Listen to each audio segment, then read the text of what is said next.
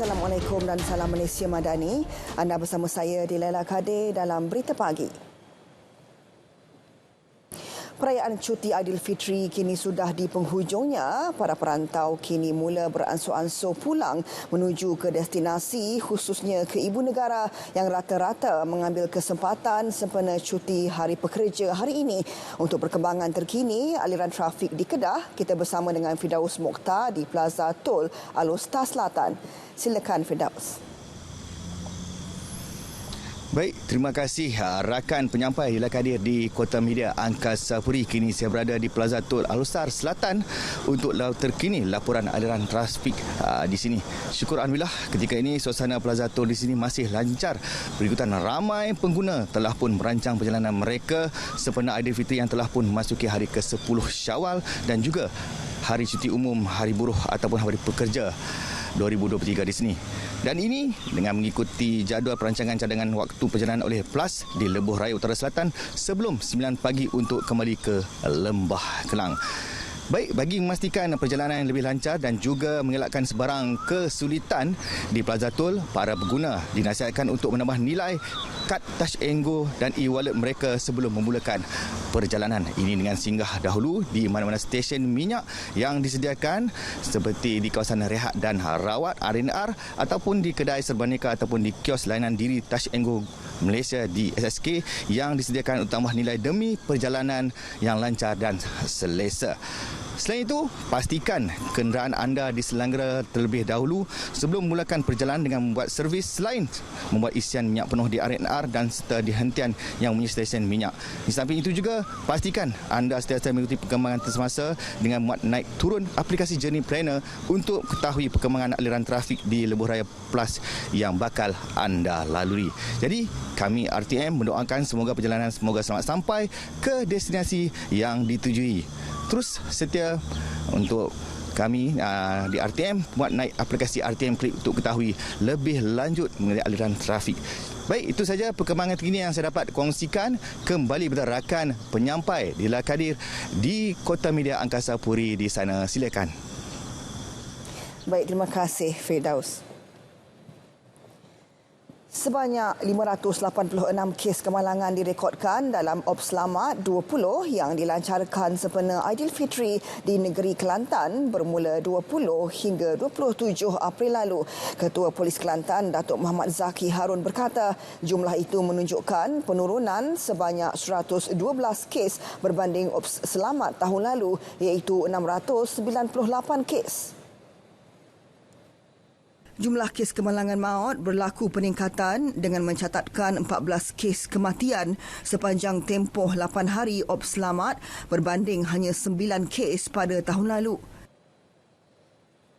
Cukup puas hati dengan perancangan yang dibuat, dengan tindakan yang dibuat dan kita mencapai target kita di mana kita dapat menurunkan semua kes kecuali kematian saja. Dan apapun dengan keadaan jalan raya kita yang masalah di Gomusa yang menggusarkan masyarakat, tetapi kita dapat atasi. So ini kerjasama daripada semua. Beliau berkata demikian selepas bersama penduduk orang asli dalam program Community Policing di Kampung Pasir Linggi, Pos Lebir Gua Musang. Pada program itu turut disampaikan bakul makanan sumbangan Food Bank Ibu Pejabat Polis Daerah IPD Gua Musang kepada 110 keluarga isi rumah orang asli. Perayaan dan budaya yang pelbagai di negara ini perlu menjadi ciri utama yang mengikat persaudaraan seluruh lapisan masyarakat. Jelas Perdana Menteri Datuk Seri Anwar Ibrahim, setiap lapisan masyarakat perlu memainkan peranan memastikan nilai kepelbagaian terus utuh dengan kasih sayang. Beliau berkata demikian menerusi catatan di Facebook selepas menghadiri majlis rumah terbuka Hari Raya Aidilfitri Kerajaan Sabah di Kota Kinabalu. Perdana Menteri juga mahu masyarakat terus menyemarakkan cahaya dan nilai murni Aidilfitri sepanjang Syawal yang sedang diraikan. Lebih 20,000 orang hadir pada majlis berkenaan. Majlis yang berlangsung di Pusat Konvensyen Antarabangsa Sabah turut dihadiri Yang di-Pertua Negeri Tun Juhar Mahiruddin dan isteri Tuh Puan Nurlidah, RM Jasni serta Ketua Menteri Sabah Datuk Seri Haji Jino. Sementara itu, Timbalan Perdana Menteri Datuk Seri Dr. Ahmad Zahid Hamidi berkata penganjuran rumah terbuka dilihat mampu mengeratkan lagi perpaduan antara pemimpin dan rakyat berbilang bangsa. Kita boleh meraihkan perbezaan kita mungkin ketika pilihan raya. Selepas keputusan dibuat oleh rakyat, kita hendaklah memberikan tumpuan kepada membangunkan negara dan memberikan keutamaan bagi memberikan kesejahteraan pada rakyat keseluruhannya. Itulah kaedah demokrasi yang harus kita lakukan. Jika kita terlalu banyak berpolitiking, ini akhirnya akan memberikan kesan yang sangat negatif pada rakyat dan kita meraihkan perbezaan yang akhirnya menyebabkan perpecahan. Majlis sambutan Aidilfitri di Sri Satria turut dihadiri Perdana Menteri yang turut menyantuni para tetamu. Majlis dibuka kepada orang awam bermula pukul 8 malam. Majikan di seluruh negara diseru menghormati hak pekerja dan mewujudkan persekitaran kerja yang selamat dan kondusif. Menteri Sumber Manusia S. Sivakumar berkata terdapat majikan yang enggan mengiktiraf kesatuan sekerja seterusnya merumitkan usaha memperjuang hak mereka. Dalam ucapannya pada Fiesta Ambang Malam Hari Pekerja, anjuran Kongres Kesatuan Sekerja Malaysia MTUC di Subang Jaya malam tadi, beliau turut menjelaskan kerajaan akan bekerjasama dengan majikan bagi memastikan golongan pekerja berpendidikan rendah berpeluang bagi meningkatkan kemahiran dan taraf pendidikan melalui pelbagai latihan dan kursus dari masa ke masa. Perkara itu diberi perhatian oleh kerajaan termasuk beberapa isu lain seperti pencen pekerja swasta, jaminan pekerjaan, keselamatan dan kesihatan pekerja serta pelindungan pekerja asing.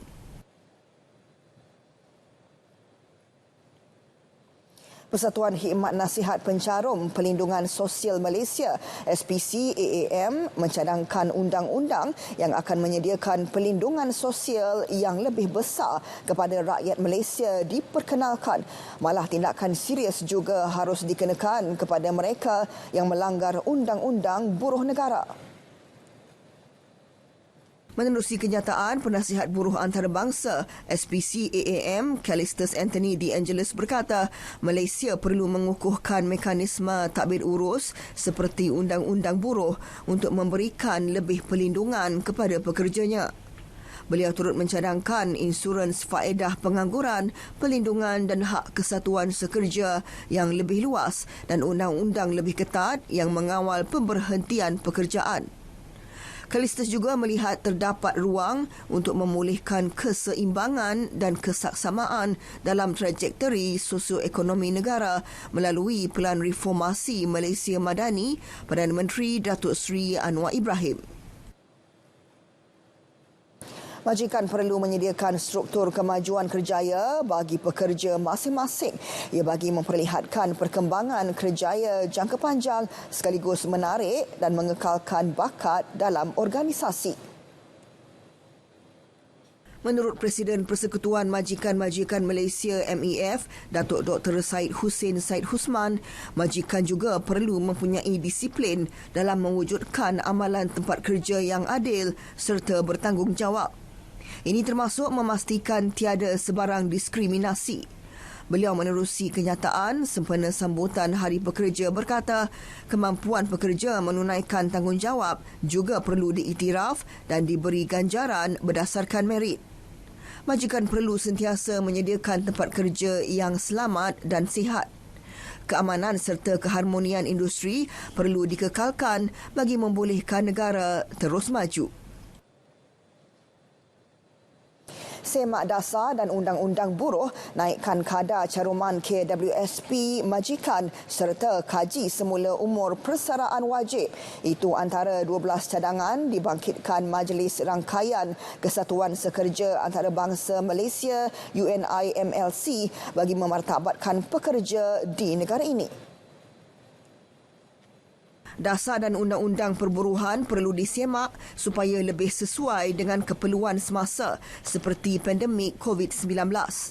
Masalah kos sara hidup yang meningkat dengan ketara setiap hari juga perlu ditangani.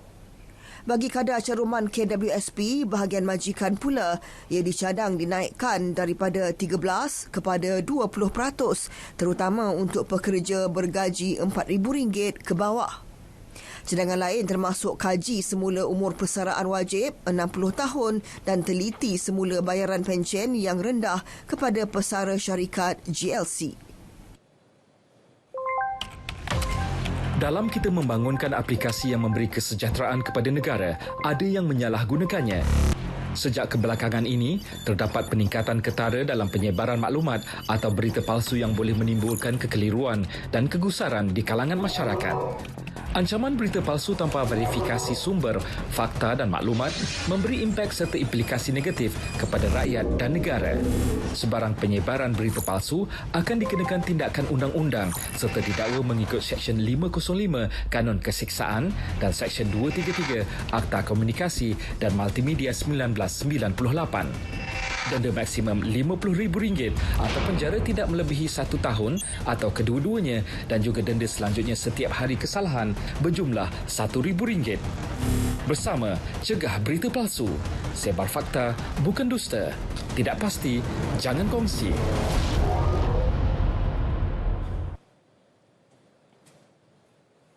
Bersua kembali, sekolah dibenarkan untuk ditutup sekiranya cuaca panas berada pada tahap amaran 2 dengan suhu tertinggi melebihi 37 darjah Celsius selama 3 hari berturut-turut.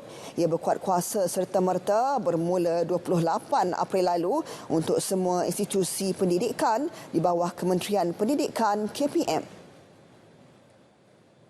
Menurut pekeliling dikeluarkan KPM yang ditandatangani Timbalan Ketua Pengarah Pendidikan Dr. Norisah Suhaili.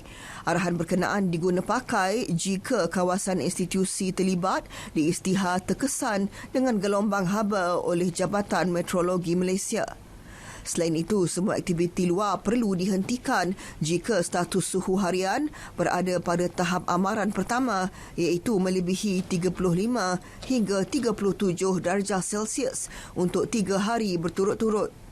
Tahap kesihatan murid perlu sentiasa dipantau bagi mengelakkan sebarang risiko berkaitan strok haba berlaku dan penyakit lain di samping memastikan bilik mempunyai pengudaraan yang baik. Ibu bapa perlu peka terhadap tahap kesihatan anak bagi memastikan mereka bebas daripada penularan COVID-19 terutama menjelang pembukaan semula persekolahan 2 Mei ini.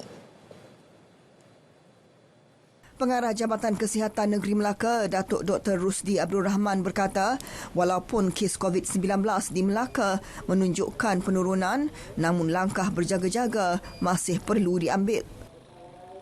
Ada kemungkinan kalau kita tak beri kerjasama, ada kemungkinan institusi ini akan meningkat semula. Untuk pengetahuan, pada minggu lepas kita dah ada empat kluster di asrama penuh. Jadi kita takutlah kalau bila buka nanti naik balik kluster ini. Jadi tolong kalau kita tak bagi kerjasama, ada kemungkinan bahawa kluster itu akan terjadi semula. Pada minggu terakhir Ramadan, kes COVID-19 di Melaka merekodkan angka 552 kes dan turun kepada 381 kes pada minggu pertama Aidilfitri. Justeru beliau menggalakkan orang ramai untuk memakai pelitup muka sekiranya berada di tempat awam dan melakukan ujian kendiri COVID-19 sekiranya mempunyai simptom seperti demam, sesama dan sakit tekak. Kementerian Perdagangan Dalam Negeri dan Kos Sara Hidup KPDN tidak menerima sebarang aduan dan rungutan berhubung isu kenaikan harga barang melampau sepanjang skim harga maksimum musim perayaan Hari Raya Puasa SHMMP 2023 dilaksanakan. Menterinya Datuk Seri Salahuddin Ayub berkata, hasil maklumat dan pemantauan mendapati rata-rata pengguna dan peniaga berpuas hati dengan skim harga itu. Tambah beliau, kerjasama semua pihak telah membantu menjayakan kempen tersebut termasuk pemantauan harga dengan lebih efisien. Ia sekaligus memberi impak positif apabila setiap laporan disusuli dengan tindakan.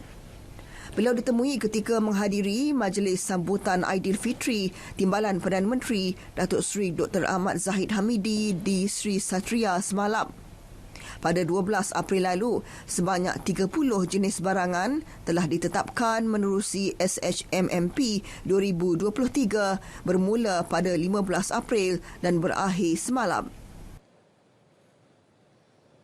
2 orang lelaki warga Thailand ditahan sepasukan penguatkuasa KPDN setelah disyaki membawa keluar 70 liter minyak diesel menggunakan tangki kenderaan.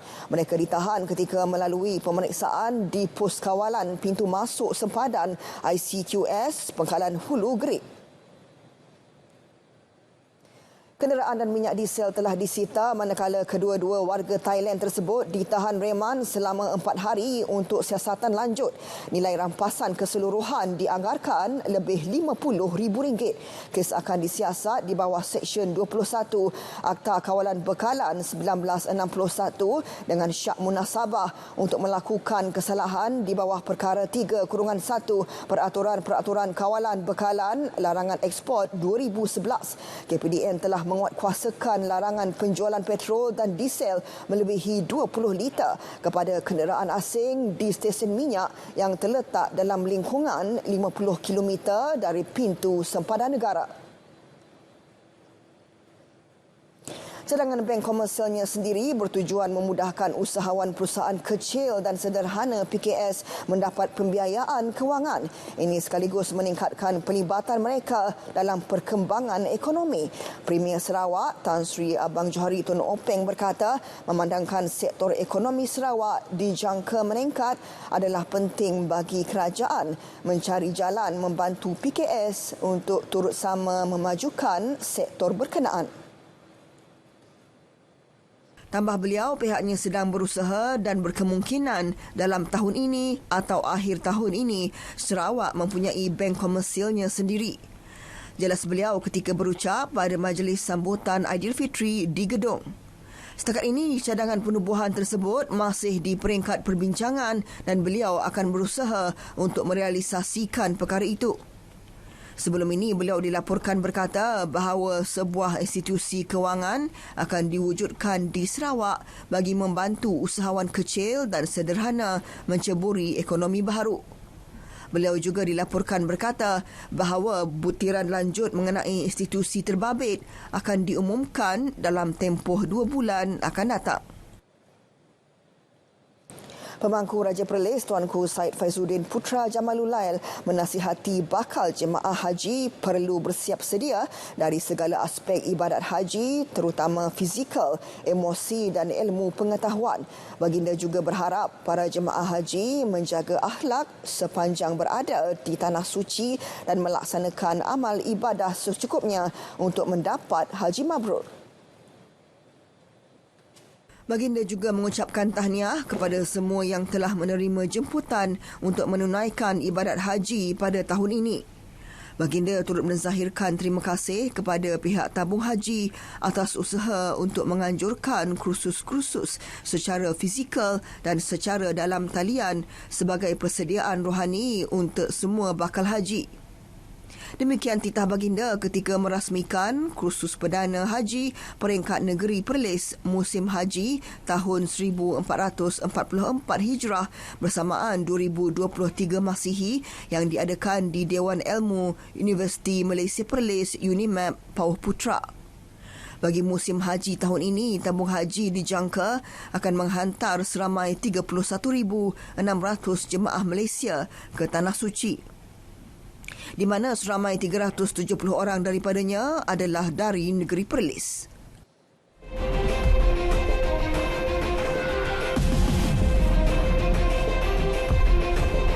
Baik, berita luar negara, ratusan rakyat Sudan menggunakan perkhidmatan feri menyeberangi Sungai Nil bagi melarikan diri daripada pertempuran di negara yang bergolak itu. Kebanyakannya merentas takungan Tasik Nasir di utara sempadan menuju ke Mesir. Menurut sumber, angka kematian kian meningkat termasuk ribuan yang cedera sejak perebutan kuasa antara tentera kerajaan Sudan dan pasukan separa tentera RSF meletus 15 April lalu. Negara miskin di benua Afrika itu kini diambang perang saudara setelah gencatan senjata selama 72 jam nampaknya tidak membuahkan sebarang hasil.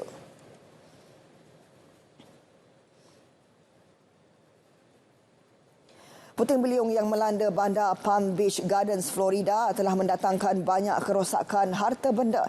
Menurut saksi, ia menerbangkan bumbung rumah dan kenderaan termasuk menumbangkan pokok dan tiang elektrik. Melalui satu rakaman yang dikongsikan seorang penduduk tempatan, Spencer Chester menunjukkan kereta bertindih antara satu sama lain di tempat letak kereta terbuka dan situasi bangunan yang rosak teruk. Menurutnya, ribut petir hadir secara tiba-tiba tanpa sebarang amaran awal. Kebanyakan penduduk tidak sempat mengalihkan kenderaan dalam kejadian yang berlaku hanya beberapa minit itu. Walau bagaimanapun, tiada kemalangan jiwa dilaporkan.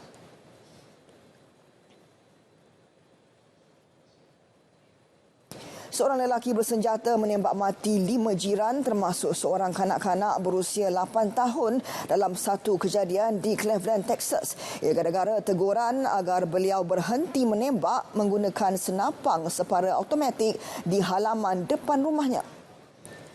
Menurut ejen Biro Persekutuan FBI, James Smith, lelaki berkenaan kini diburu pihak berkuasa yang dipercayai melarikan diri dan bersembunyi di kawasan hutan berhampiran.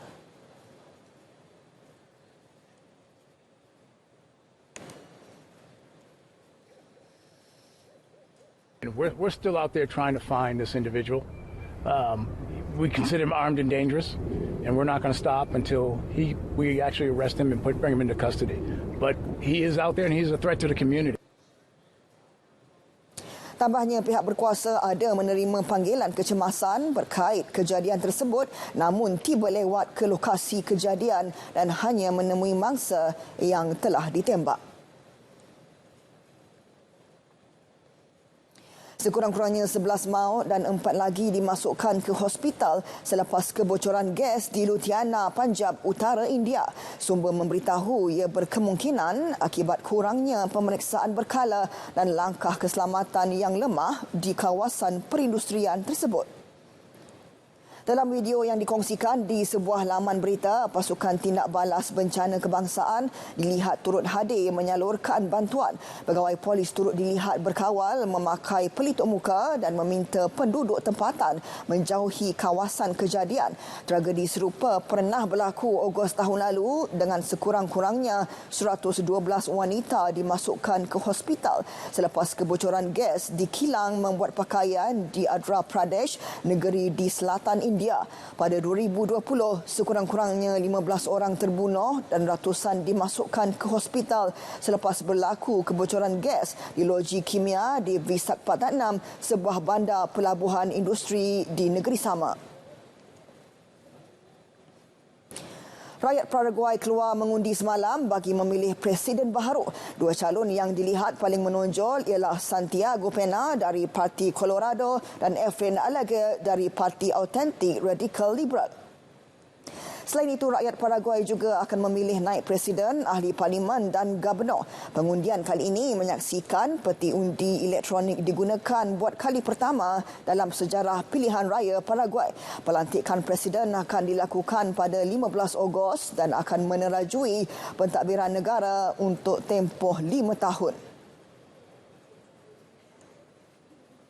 Saksikan sambutan Hari Pekerja 2023 yang akan disempurnakan oleh Perdana Menteri Yang Amat Berhormat Datuk Seri Anwar Ibrahim secara langsung dari Pusat Konvensyen Antarabangsa Putrajaya pada hari Isnin 1 Mei 2023 11.30 pagi hanya di TV1, saluran berita RTM dan RTM Klik. Pekerja Pemangkin Wadah Malaysia Madani.